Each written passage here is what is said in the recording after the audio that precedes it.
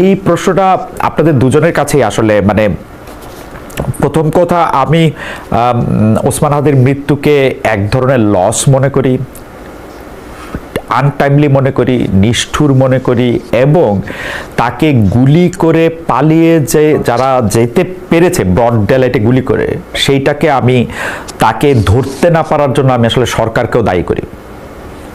Broad ডেলাইটে গুলি করে একজন পালিয়ে যাবে, তাকে সরকার এখনো ধরতে পারে নাই, সে কোথায় পালিয়ে গেছে আমরা তা জানি না, এটার জন্য আমি সরকারকে দায়ী করি। আমি আসলে আপনার মন্তব্য শুনতে চাই মঞ্জু ভাই, এবং একই বিষয়ে আমি ডক্টর সায়ন্তকেও শুনতে চাই।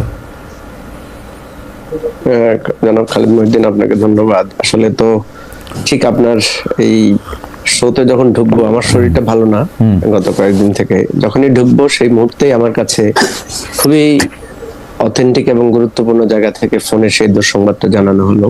আপনি তো জানেন যে আমরা গত কয়েকদিন থেকে আমরা খুবই বেদনাহত ছিলাম, এবং আমরা এই যে সময় পার করেছি, মানে গত কয়েকটা দিন নানা স্তরের পর স্তর, ঢাকা মেডিকেল কলেজ থেকে আপনার এভার কেয়ার হসপিটাল থেকে সিঙ্গাপুর থেকে গত মানে কয়েকদিন থেকে আমরা ভাবছিলাম যে তাকে কোনোভাবে সেভ করার জন্য আরো কোনো বেটার মানে সেন্টারে নেওয়া যায় কিনা। মানে বিশ্বাস করেন, আমরা মানে চোখের সামনে দিয়ে এরকম একটা ঘটনা, যার উপরে ঝুঁকি ছিল, যাকে হত্যা করার জন্য হুমকি দেওয়া হয়েছে, সেটা সবাই জানে, সরকার জানে, রাষ্ট্র জানে, মিডিয়া জানে, আইন শৃঙ্খলা রক্ষাকারী বাহিনী জানে, এই সব কিছুর সামনে তাকে গুলি করা হলো। এবং আপনি যেভাবে বললেন যে গুলি করার পরে খুনিরা পালিয়েও গেল এবং তাকেও আমরা বাঁচাতে পারলাম না। এই দায় বাংলাদেশ অতীতে কখনো এরকম মানে কোনো মৃত্যু বা কোনো ঘটনা দেখেছে কিনা, মিলবে কিনা আমি জানি না, হয়তো দুই একটা মিলতে পারে, কিন্তু এই যে একটা ঝুঁকি, এবং নির্বাচন ঘোষণার পূর্ব পর্যন্ত আমরা জানি যে তফসিল ঘোষণার পরে বাংলাদেশ 3 স্তরের নিরাপত্তায় চাদরে ঢেকে যাবে, মানে ব্যাপক ধরনের মানে আইন শৃঙ্খলা রক্ষাকারী বাহিনী একটা ভূমিকায় যাবে, এ ধরনের অনেক কথা আমরা শুনেছি। এবং সরকারের কাছ থেকে ওনারা নিরাপদ নির্বাচনের চাইতে ওনারা বারবার যেটা বলেন যে উৎসব মুখর নির্বাচন হবে। এটা কি মৃত্যুর উৎসব? এটা কি মানে আমাদের বুক ভেঙে যাওয়ার? মঞ্জু ভাই, আমরা ইলেকশনটা নিয়ে কথা বলবো, কিন্তু আপনি আমাকে একটু বলেন তো মঞ্জু ভাই, আমি ধরেন ডক্টর সায়ন্তকেও আমার একই জিজ্ঞাসা, বাংলাদেশের সড়কগুলো এখন, বিশেষ করে ঢাকা শহরের সড়কগুলো এখন সিসি ক্যামেরার আওতায় আসে। প্রকাশ্য দিবালোকে পয়েন্ট ব্ল্যাঙ্ক রেঞ্জ থেকে একজনকে গুলি করে পালিয়ে যাওয়া, মানে তারপরে অন্ততপক্ষে সীমানা পার হইতে হইলেও তার 13-14 ঘন্টা সময় পাওয়া গেছে। বাংলাদেশে 9টা-10টা কম্পিটেন্ট গোয়েন্দা সংস্থা আছে। মানে এটা কি, এটা কেমনে সম্ভব? এবং আপনি যে নিরাপত্তার ঝুঁকির কথা বললেন, সেই নিরাপত্তার ঝুঁকি এখন, এটা তো প্রতিটা লোক নিজের অনিরাপদ মনে করবে, যার চেহারা, মানে এটা মঞ্জু ভাই আপনি তো খুব ভালো করে জানেন যে আমরা অনিরাপদ অনেকদিনই মনে করছি, কিন্তু কিছুটা নিরাপত্তা আমরা বোধ ছিল যখন সূর্যের আলো আছে, মানুষজন আছে, আমাদেরকে মনে হয়েছে যে না, আমরা এরকম করে করলে এটা হবে না। এইটা কি প্রেসিডেন্স হইলো এবং সরকারের কি দেখাইলো? হ্যাঁ, অ্যাক্সিডেন্ট হবে, মানুষ তো অপরাধ করবে, কিন্তু ও যে পালায় গেল বা পালায় গেল বলে আমরা শুনলাম, আমরা তো এই সরকারকে এটা কেমনে সম্ভব? দেখেন খালেদ ভাই, আমরা কিন্তু চরম অনিরাপদ অবস্থায় গত 10-12টা বছর কাটিয়েছি আমরা, হ্যাঁ। এবং লাস্ট যে সময়টা আমরা কাটিয়েছি, আমি যখন অনিরাপদ থাকি তখন কিন্তু আমি আমার একটা নিজস্ব ঝুঁকি ব্যবস্থা নেই। এবং সেই অনিরাপদটা কি ছিল দেখেন, আমরা যখন আওয়ামী লীগ পিরিয়ডে অনিরাপদ ছিলাম, সে অনিরাপত্তা ছিল পুলিশ থেকে, সে অনিরাপত্তা ছিল যে আমাদেরকে কেউ তুলে নিয়ে চলে যাবে, আমাদের রাতের বেলায় গভীর রাত্রে এসে বাসা থেকে তুলে নিয়ে যাবে। বেসিক্যালি আমরা বেশি শঙ্কিত ছিলাম হচ্ছে পুলিশ, মানে সরকারি বাহিনীর দ্বারা। এন্ড সেকেন্ডারি স্টেজে ছিল ছাত্রলীগের গুন্ডা পান্ডা বা আওয়ামী লীগের সন্ত্রাসীদের দ্বারা, এটা ছিল সেকেন্ডারি স্টেজ। এখনকার যে স্টেজটা আপনি দেখেন, একটা হচ্ছে প্রকাশ্যে আপনাকে হুমকি দেওয়া হচ্ছে, এবং আবার রাষ্ট্র আবার বলছে আমি আপনার জন্য নিরাপত্তার ব্যবস্থা করেছি। আচ্ছা, সেই জায়গায় ধরে নিলাম যে তারা আরো গভীর ষড়যন্ত্র করে তার কাছে গিয়ে একেবারে একটা মাস্টার প্ল্যান করে তাকে হত্যা করলো। হত্যা করার পর কিছুক্ষণের মধ্যেই জানা গেল কারা হত্যা করেছে। এরপরে মোটরসাইকেল বদল, তারপরে একটার পর একটা জায়গা বদল। এইসব গল্প তো আমরা পুলিশের কাছ থেকে শুনতে চাই, এইসব গল্প তো আমরা সাংবাদিকের কাছে শুনতে চাই না।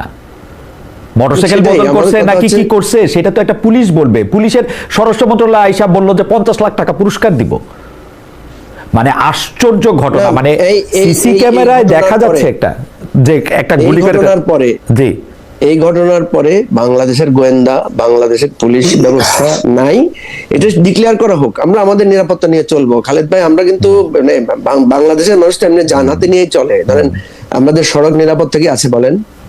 আমরা তো এবং কেউ সরকার তখন বলল যে আপনাদের যারা প্রার্থী আছেন আপনারা, আপনাদেরকে একটা করে পিস্তল দিয়ে দিবে, আবেদন করলে আপনারা নিরাপত্তা নিয়ে চলবেন, আপনারা একজন আরেকজনকে গুলি করতে করতে থাকবেন। এই হচ্ছে সরকারের অবস্থা। সরকার বলল যে আপনাকে সরকার নাই, আমি আপনার সাথে একমত। সরকার বলল যে সরকার নাই, এটা ভালো কথা। হ্যাঁ হ্যাঁ, এটা ভালো কথা। সরকার বলুক যে সরকার নাই, সরকার এটা বলুক ভালো যে কথা। আপনাদের যার যার নিরাপত্তার দায়িত্ব আপনারা নেবেন। আমরা তো ভাই, আমরা তো সরকারের কাছে এই যে আজকে 4-5 দিন গেল সবাই বলছে আমাদেরকে মেসেজ করে যে আপনাদের জীবন ঝুঁকিপূর্ণ। আমরা তো জানি সেটা। আরে ভাই, এই ঝুঁকিপূর্ণ জীবন নিয়ে তো আমরা চলছি, এটা নিয়ে আমাদের কোনো আফসোস নাই। কথা হচ্ছে আপনি এটা বলবেন কেন যে 3 স্তরের নিরাপত্তা নিয়েছেন? আপনি এটা প্রত্যাহার করেন ভাই। আপনি বলেন যে ভাই এরকম সিচুয়েশনে আমরা নিরাপত্তা দিতে পারছি না। আমি বারবার এই কথাটা বলার চেষ্টা করেছি যে আইন শৃঙ্খলা রক্ষাকারী বাহিনীর মধ্যে ভাই এখানে একে অপরকে ব্লেম করে কোনো লাভ নাই। আমাদের পুলিশের মধ্যে প্রচন্ড আত্মবিশ্বাসের অভাব। আমি কাউকে ব্লেম করব না। আমি আজকে এত ব্যথিত, আজকে হৃদয়টা এত ভগ্ন, আমি এখানে ক্ষোভও প্রকাশ করার আমি মানে। এবং আমার কাছে যেটা আরো আপত্তিকর সেটা হচ্ছে যে হাদিকে গুলি করে ও যখন মানে কি বলে এটাকে জীবন মৃত্যুর সঙ্গে লড়তেছে, তো আর 1 ঘন্টার মধ্যে আমরা দেখতে পেলাম যে দোষারোপের রাজনীতি। আরে ওসমান হাদি তো বিপ্লবী, ও তো সবার এগেস্টে বলছে, এনসিপির এগেস্টে আরো কড়া কথা বলছে। ও হচ্ছে জামাতের এগেস্টে বলছে, ও এনসিপির এগেস্টে বলছে, ও বিএনপির এগেস্টে বলছে, ও বাংলাদেশের সরকারের এগেস্টে বলছে, ও বাংলাদেশের যারা বাম ডান সাংবাদিক আমার এগেস্টে বলছে, ও সবার এগেস্টেই বলছে। তো দোষারোপের রাজনীতিটা করা দরকার নাকি যারা তারা গুলি করে চলে গেছে তারা দরকার? প্রথম প্রতিক্রিয়া হইলো এটা অমুক করছে, সেটা তমুক করছে। এগুলি কি এই জিনিসগুলো? এইটা তো আমি সবসময় বলি যে ওসমান হাদির মৃত্যু আমাদের জন্য কি শিক্ষা দিল, আমাদের জন্য কি লেসন, আমরা আসলে এখান থেকে কি শিখলাম, এটা কেউ আমরা করি না। আমরা দোষারোপের রাজনীতি করি। আমরা এখন ধরেন, আমি যেটা বলতে চাচ্ছিলাম আপনাকে, যে আমার ক্ষোভ প্রকাশেরও মানে রুচি হারিয়ে গেছে। কেন হারিয়ে গেছে আমি বলছি, কারণ আমরা শুধু চাই যে আমরা লড়াই করে বেঁচেছি, লড়াই করেই থাকবো। ভাই মানুষ এই যে সমুদ্রের পাশে যারা এই ঘূর্ণিঝড় প্রবণ এলাকায় থাকে, ওরা ওটা প্রস্তুতি নিয়ে থাকে না। আমাদেরকে এত আশ্বাস দেওয়া তো দরকার নাই। আমাদেরকে এত উৎসব মুখর রাজনীতি, উৎসব মুখর নির্বাচন, খুব 4 স্তরের নিরাপত্তার গল্প শোনানোর কোনো প্রয়োজন নাই। আল্লাহর ওয়াস্তে আমি সরকারের কাছে অনুরোধ করবো, এগুলো এই বাগাড়ম্বর বাদ দেন। আপনারা জানাই দেন যে আমাদের পুলিশের কোনো মোরাল নাই, আমাদের আর্মির কোনো মোরাল নাই, ভেঙে গেছে। এখন আসেন আমরা সবাই মিলে মোরাল উদ্ধার করতে পারি কিনা আদার দেন।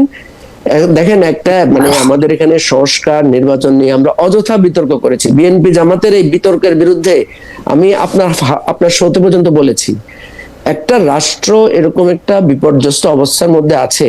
শেখ হাসিনা একটা অপ্রতিষ্ঠিত মহিলা, উনি রাষ্ট্রটাকে কোথায় নিয়ে গেছে? হেলিকপ্টার থেকে গুলি করে। কোন রাষ্ট্রে শুনেছেন হেলিকপ্টার থেকে গুলি করে নাগরিককে মারতে? এটা কি যুদ্ধ? এটাকে আপনি যুদ্ধ করছেন আপনার নাগরিকদের বিরুদ্ধে? যিনি এই জায়গায় ফেলেছেন উনি তো আরো জঘন্য কাজ করবেন। উনাকে তো আমরা বলার চেষ্টা করেছি, যে আওয়ামী লীগকে আমি এটা বোঝানোর চেষ্টা করেছি যে ভাই, শেখ হাসিনাকে আপনারা সামলায়া আপনারা একটা রিকনসিলিয়েশন প্রসেসের মধ্যে ঢুকেন। এই যে আপনারা একটা হাদিকে মারলেন না, আপনারা আর একটা চিরস্থায়ী, আপনি এরকম 1000টা হাদিকে মারলে, বাংলাদেশ তো 18 কোটি মানুষের দেশ।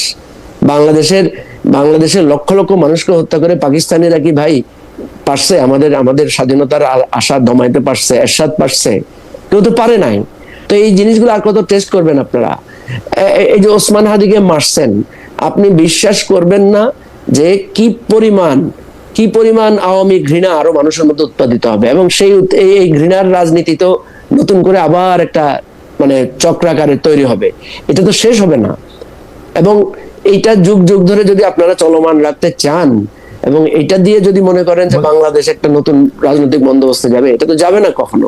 এবং এই ভুলটা জি না মুজিব ভাই, আপনি শেষ করলে আমি আবার মানে আপনি যেখান থেকে শুরু করেছেন সেটা নিয়ে আমরা আরেকটু আলোচনা করি। আপাতত আপনি যদি সরকারের জায়গা থেকে বা আপনি শেষ করেন মুজিব ভাই, আমার আসলে আপনাকে মানে আমি বলছি, এটা এমন একটা সরকার যাদের ন্যূনতম জ্ঞানবোধ নাই। যে আচ্ছা বলেন, একটা উপদেষ্টা এখন পর্যন্ত রিজাইন করেছে, এতগুলো ঘটনা ঘটেছে একটার পর একটা। গতকালকে একটা আমাদের জুলাই অভ্যুত্থানের আমাদের একজন নারী কর্মী এনসিপির একজন নারী কর্মী মারা গেছেন, বলা হচ্ছে সে আত্মহত্যা করেছে, কেউ বলছে তাকে হত্যা করা হয়েছে। শি ওয়াজ অলসো মানে রিস্ক, সেও কিন্তু একটা থ্রেটেনিং এর মধ্যে ছিল। ঠিক আছে, আমি যেটা বলতে চাচ্ছি, সরকারের এই জায়গাটায় একদম আত্মোপলব্ধি করে এই ঘটনার পরে স্বরাষ্ট্র মন্ত্রণালয়ের উপদেষ্টার আমি মনে করি পদত্যাগ করা উচিত, মানুষের প্রতি সম্মান দেখিয়ে। মজিব ভাই, এটা নিয়ে আপনি একটু বলবেন, আপনি যেহেতু সরকারের ভিতরে খোঁজ খবর রাখেন, সরকার আপনার সাথে আসলে অনেক বিষয় নিয়ে কথা বলে, অনেকে এই কথাও বলেন যে আপনি আসলে সরকার যেভাবে পরিচালিত হয় সেই পরিচালন প্রক্রিয়ার মধ্যেও থাকেন। আমি এটা সেকেন্ড প্রশ্ন আমি একটু ডক্টর সায়ন্তকে শুনে আসি।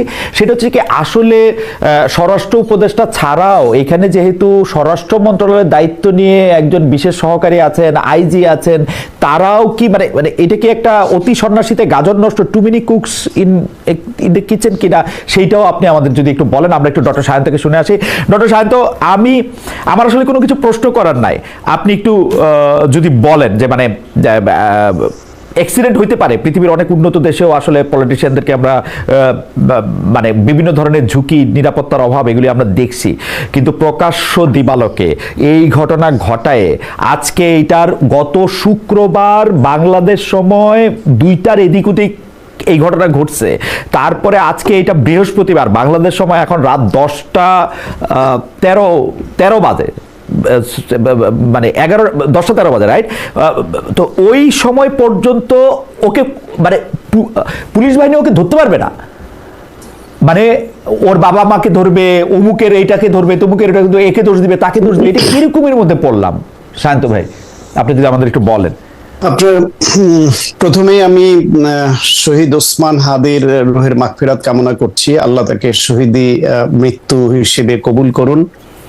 এবং যারা এইভাবে কাউকে হত্যা করে, কোনো বিপ্লবীকে হত্যা করে, তারা মনে করে যে বিপ্লবকে তারা থামাতে পারছে, কিন্তু মঞ্জু ভাই আগেও বলেছেন 71-এ পারেনি, 90-এ পারেনি, 24-এ পারেনি, এখন কতজন বিপ্লবী, কতজন হাদিকে তারা মারবে, মেরে প্রতিটা বিপ্লবীর মৃত্যু এক একটা নতুন স্ফুলিঙ্গ তৈরি করে বিপ্লবের মাঠে।